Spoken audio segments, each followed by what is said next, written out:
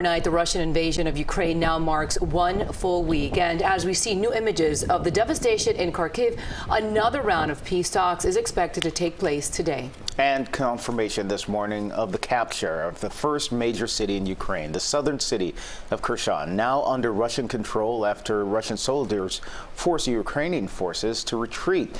The city has nearly 300,000 residents, and one resident captured this scene right here, Russian tanks and military trucks rolling through.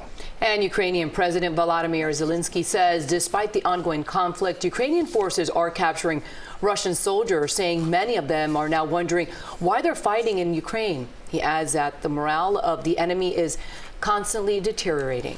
In the meantime, a new report says more than 2% of Ukraine's population has fled the country. And officials now looking into possible war crimes as they fear Russia is ramping up its weaponry. CBS coverage from the United Nations in New York. Laura, good morning.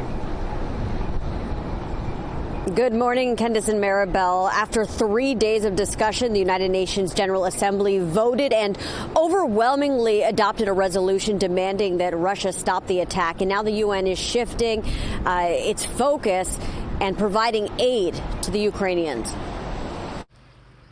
The United Nations says 1 million refugees have fled Ukraine in the past week. Some of them ended up here in Berlin, where volunteers are offering shelter and supplies. I had to get out from this hell, and now I'm here. I hope I'm in a safe place. Back in Ukraine, authorities say more than 2,000 civilians have been killed. Russian strikes are hitting schools, hospitals. The prosecutor of the International Criminal Court announced an investigation into Russia's possible war crimes and crimes against humanity. We're keeping the door open to a diplomatic way forward. That's going to be very hard to happen without military de-escalation.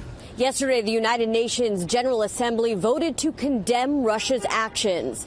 The U.S. ambassador says Russia is preparing to increase the brutality of its campaign.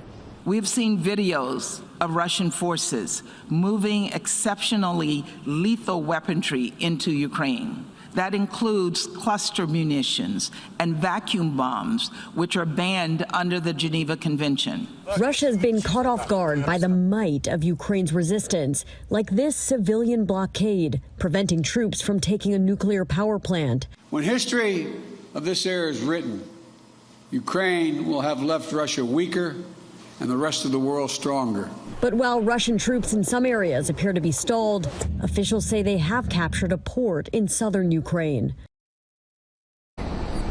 Overnight, Ukraine's President Volodymyr Zelensky posted a video on Facebook calling on Ukrainians to keep up the resistance. He also said that Russian soldiers, quote, are confused children who are being used by their government. Candace and Maribel. So young indeed. Laura Podesta, thank you.